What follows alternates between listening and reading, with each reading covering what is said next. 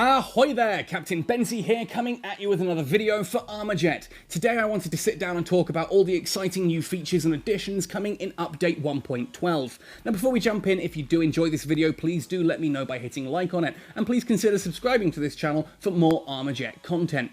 Let me know what kind of content you would like to see in future, either by commenting in the comment section down below, or by coming and finding me on the various different social media channels you'll see across the bottom of the screen now. I do love talking about Armajet with people, love hearing your thoughts and opinions, and I love knowing how you're getting on in the game, so please do come find me. That said and done, let's jump right into talking about the new update.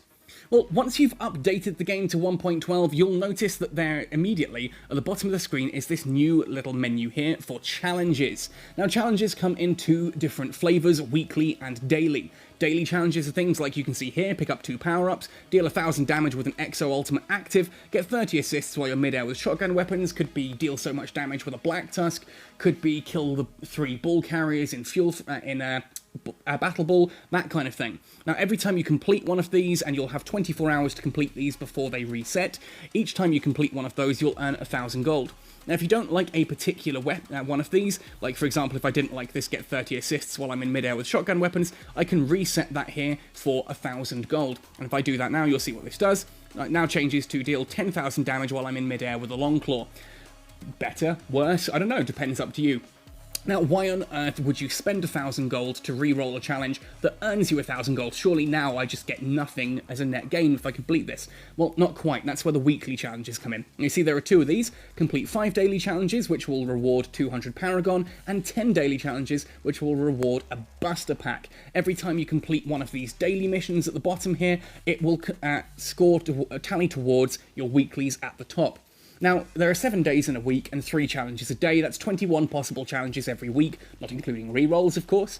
And that means you only need to do 10 of these to get that top Buster Pack. That means every week you should easily be able to get, in addition to everything you are currently getting, you are now also going to be getting a free Buster Pack and a free 200 Paragon, as long as you are playing the game, logging in and actually playing those matches. And that to me is really, really cool. Now you'll notice here that it says deal 1,000 damage with an Exo Ultimate active, and the previous one that I re-rolled mentioned deals so much damage with shotgun weapons. Now what is an Exo Ultimate and what are shotguns? Well, the armory has been updated accordingly for this. So if we tap into the armory, you'll see there are icons next to the weapons now.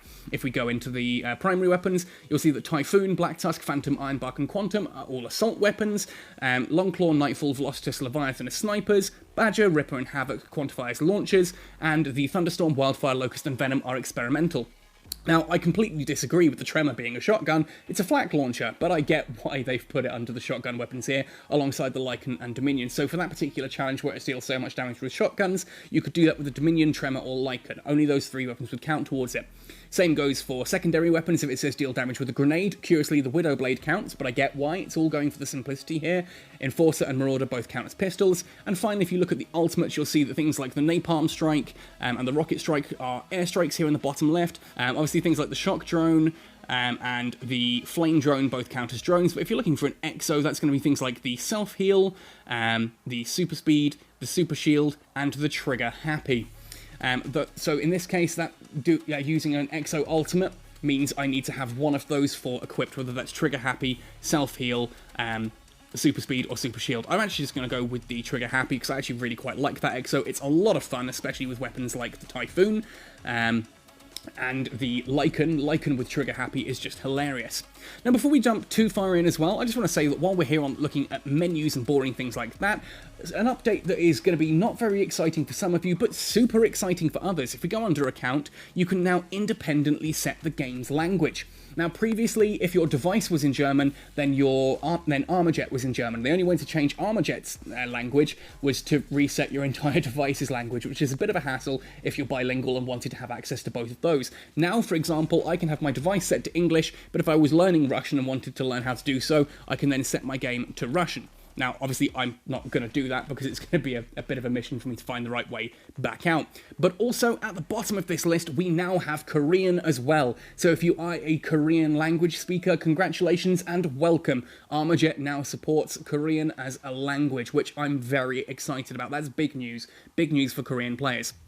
Now, talking about new additions as well, let's jump into the Valor Road, and you'll see that the Valor Road has updated a little bit. If you're at 2000 Valor, you're going to need to scroll back and grab a couple of items. These are Mutators. Now, Mutators are ways to change your game. Now, ultimately, there are a couple of these, and I'm going to go over them individually. And if you don't want to know what the Mutators are, do skip ahead a little bit, as I am going to be talking about what they all do.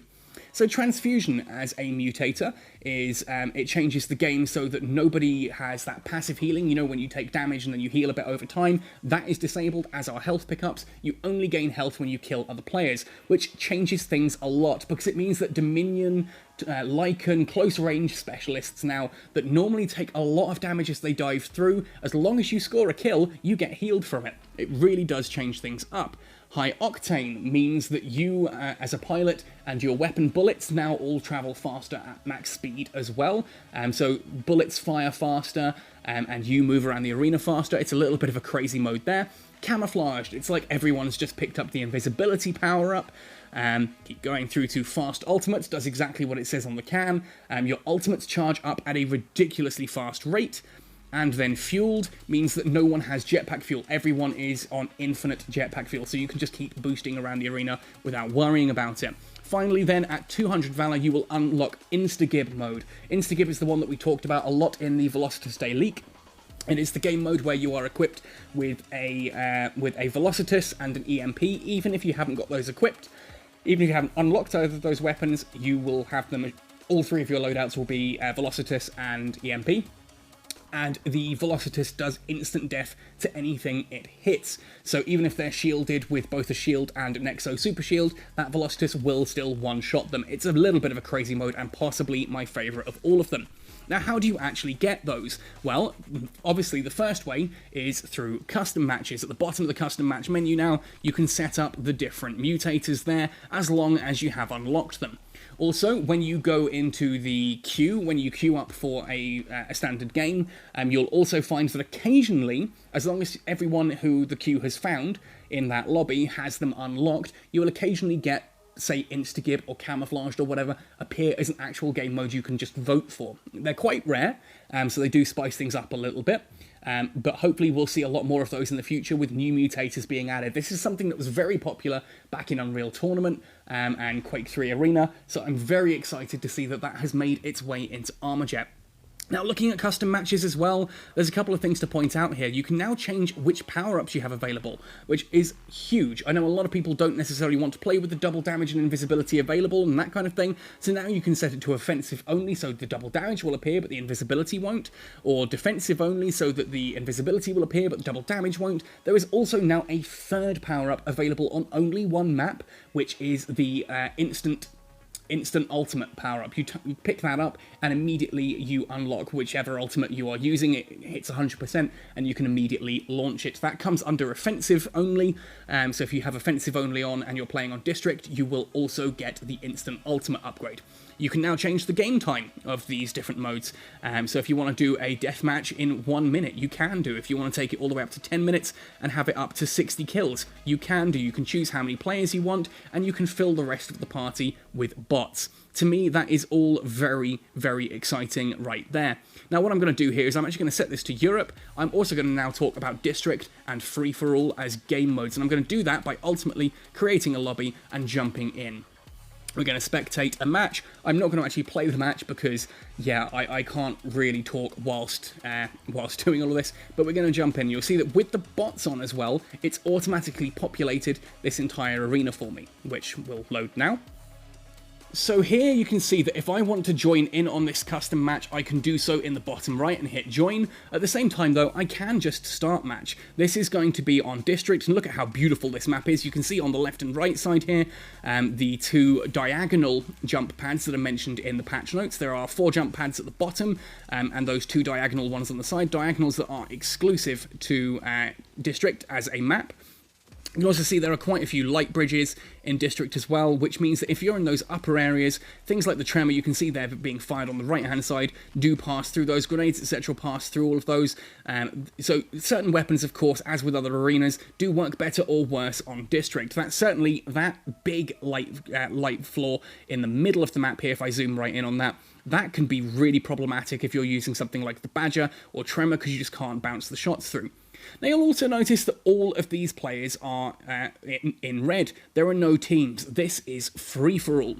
Now free-for-all ultimately works that you have your 8 people in the arena. If you vote for a free-for-all and get in, you have 8 people in the arena, all going against each other. The person who has the highest amount of kills at the end is the ultimate winner, but the top half, the top 4, count as victors and will gain Valor, whereas anyone who is 5th, 6th, 7th, or 8th on the kill list will count as defeated and will lose Valor.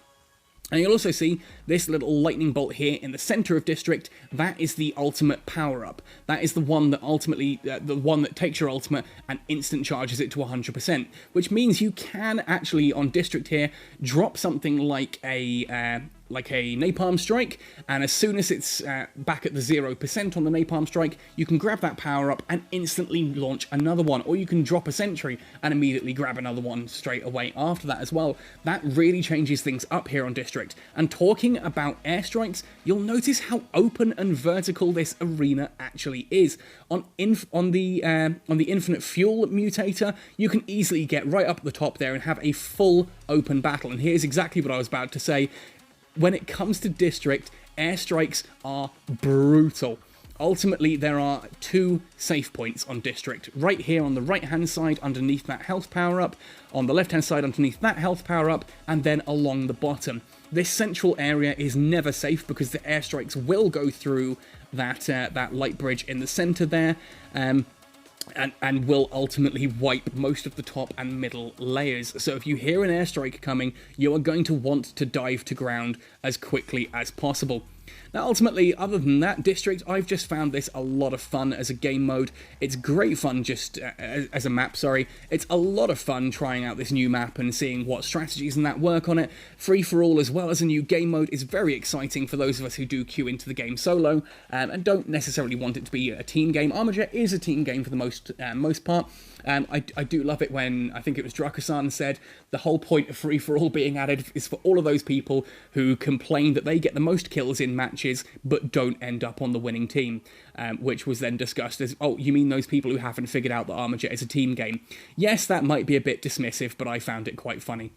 The point I'm ultimately getting at here is that free-for-all is a great mode for playing literally on your own, for just doing your own little thing, for grabbing, like jumping into an arena, shooting some people in the face, and not really worrying about it. Do expect to die a lot, because obviously everyone's against you, not just you against them. It is 7 people trying to kill you, and you've got 7 targets. So it's a great way to rack up some of those more difficult kill trophies.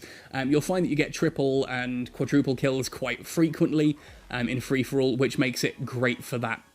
Anyway, I'm going to jump out of this now, and we're going to come back to the main menu, because I think that does just about wrap up everything that I wanted to say in regards to Update 1.12. So we've got the new mutators, we've got custom match settings, we've got the daily challenges, which is great news for progression. You'll find there's a lot more things in the shop for you nowadays as well, exciting things for you to see there, which will help you with progression, more things to spend gold and paragon on, but certainly those challenges are going to really help you progress forward as well. Do note, however, those challenges do not go in custom matches. You can't just go into a custom match against the bots and earn those. You will need to go into a live PvP match to actually get those. But yeah, so we've got the mutators, we've got the new District map, we've got free-for-all as a game mode, we've got Korean language settings, we've got all the new stuff in the shop. This is a humongous patch for Armajet. Adds so much new content and playability, and I just can't wait. It's worth noting as well, sorry I forgot to mention, for District, it is available in all game modes. You can do District in free-for-all, in deathmatch, in Fuel Frenzy, and in Battle Ball. And Fuel Frenzy has made a comeback onto Temple as well, which is very exciting. More reasons now to play Fuel Frenzy. Hopefully you'll start getting it as challenges as well.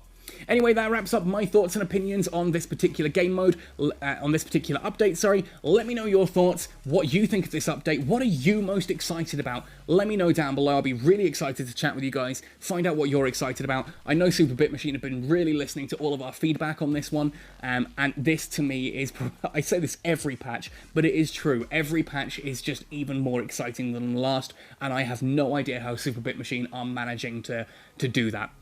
But anyway, I've ranted on entirely long enough. Let me know your thoughts and comments on all of this down in the comment section below or on various different social medias as usual. Happy sailing, folks, and see you in the arena.